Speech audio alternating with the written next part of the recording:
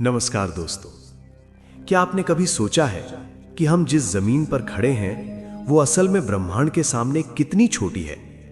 ये पूरा ब्रह्मांड जिसमें समय, स्पेस और मैटर सब कुछ समाया हुआ है, इतना विशाल है कि इंसानी दिमाग इसे पूरी तरह समझ ही नहीं सकता। हम रोज अपनी जिंदगी में इतने उलझे रहते हैं कि आसमान की तरफ देखना ही भूल जाते हैं। तो आज हम एक ऐसी यात्रा पर चलेंगे और इस विशाल ब्रह्मांड की ज्ञात सीमाओं तक पहुंचने की कोशिश करेंगे। तो बस अपनी सीट बेल्ट बांध लीजिए, क्योंकि हम निकलने वाले हैं पृथ्वी से ब्रह्मांड के अनजान किनारों तक। हमारी यात्रा शुरू होती है पृथ्वी से। चारों ओर जीवन, हवा, पानी और हरियाली। लेकिन जैसे ही हम इससे दूर जाते हैं, ये नीला ग्रह एक छोटे से बिंदु में बदलने लगता है। हमारी पृथ्वी से थोड़ा और दूर जाने पर हम पहुंचते हैं इंटरनेशनल स्पेस स्टेशन। ये इंसानों द्वारा बनाई गई अंतरिक्ष में मौजूद सबसे बड़ी संरचना है। आईएसएस पृथ्वी से लगभग 400 किलोमीटर ऊपर 27,500 किलोमीटर प्रति घंटे की रफ्तार से घूम रहा है। हर 90 मिनट में ये पृथ्वी का एक चक्कर पूरा कर लेता है, यानी एक दिन में 16 सूर्योदय और सूर्यास्त।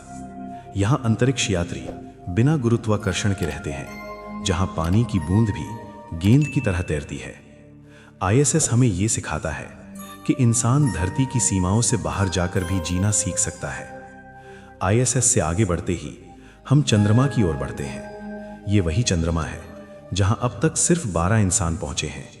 चंद्रमा पर कोई वायुमंडल नहीं है, इसलिए नील आर्मस्ट्रांग के पैरों के निशान हजारों साल तक वैसे ही बने रहेंगे। यहां से पृथ्वी एक चमकती हुई नीली गोली जैसी लगती है, मानो अंधेरे अंतरिक्ष में रखी कोई कीमती धरोहर। अब हम सौरमंडल के केंद्र की ओर बढ़ते हैं। सूर्य ये कोई आग का गोला नहीं, बल्कि न्यूक्लियर फ्यूजन का एक विशाल कारखाना है। हर सेकंड सूर्य में हाइड्रोजन हीलियम में बदलती है और वही ऊर्जा पूरे सौरमंडल को जीवन देती है। अगर सूर्य सिर्फ कुछ प्रतिशत भी बदल जाए तो पृथ्वी पर जीवन असंभव हो जाएगा। सूर्य के बेहद करीब एक ऐसी दुनिया है जहां दिन और रात दोनों ही अत्यधिक हैं। मरकरी यहां दिन में तापमान 430 डिग्री सेल्सियस और रात में -170 डिग्री तक गिर जाता है।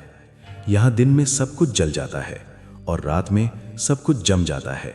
ये ग्रह हमें सिखाता है कि जीवन के लिए सिर्फ दूरी ही नहीं, संतुलन जरूरी है। मरकरी के बाद हमारा अगला पड़ाव है वीनस, सौरमंडल का सबसे गर्म ग्रह। तापमान लगभग 465 डिग्री। यहां सल्फ्यूरिक एसिड की बारिश होती रहती है, हवा जहरीली और दबाव बहुत ज्यादा है। यह ग्रह जीवन के लिए असंभव है। ग्रीन हाउस इफेक्ट ने इस ग्रह को पूरी तरह तबाह कर दिया। वीनस को पृथ्वी की बहन कहा जाता है, लेकिन यह बहन नर्क जैसी है। इतने खतरनाक ग्रहों के बीच हमारी पृथ्वी किसी चमत्कार से कम नहीं है। अब हम पहुंचते हैं एस्टेरॉयड बेल्ट में, सौर मंडल की सबसे रहस्यमयी और अधूरी कहानी, जो मार्स और जुपिटर के बीच स्थित है। ये मलबा एक असफल ग्रह की कहानी कहता है। जुपिटर का शक्तिशाली ग्रेविटेशनल पुल इन टुकड़ों को एक साथ जुड़ने नहीं देता, जिससे ये कभी ग्रह नहीं बन पाया। अगर जुपिटर नहीं होता तो शायद यहां एक और पृथ्वी जन्म ले लेती। दोस्तों, अगला है सौर मंडल का सबसे विशाल ग्रह जुपिटर। ये इतना विशाल है कि इसके अंदर 1300 से ज्यादा पृथ्वियां समाई जा सकती हैं। ये मुख्य रूप से हाइड्रोजन और हीलियम से बना है, इसलिए इसकी कोई ठोस सतह नहीं है, जिसका गुरुत्वाकर्षण पूरे सिस्टम को संतुलन में रखता है। इसका ग्रेट रेड स्पॉट सैकड़ों सालों से चल रहा तूफान है। जुपिटर पृथ्वी की ढाल है। ये खतरनाक एस्ट्रॉइड्स को अपनी ओर खींच लेता है। वैज्ञानिकों के अनुसार इसके चंद्रमा यूरोपा पर जीवन की संभावना सबसे ज्यादा मानी जाती है, जहां बर्फ के नीचे तरल पानी छिपा है। दोस्तों, अगला है हमारे सौर मंडल का सबसे सुंदर और आकर्षित करने वाला ग्रह सैटर्न, छल्लों का ग्रह।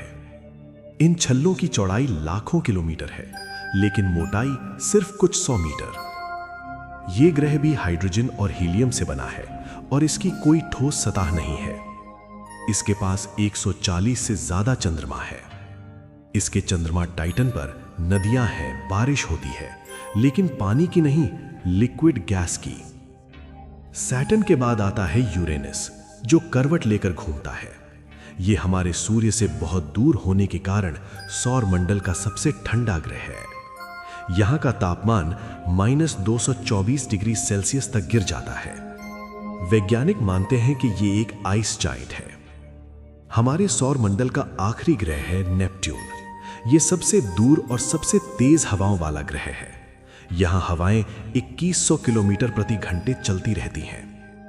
नेपट्यून सूर्य से लगभग 4.5 अरब किलोमीटर दूर है, इसलिए इसे बहुत कम रोशनी मिलती है और ये अंधकार में डूबा रहता है।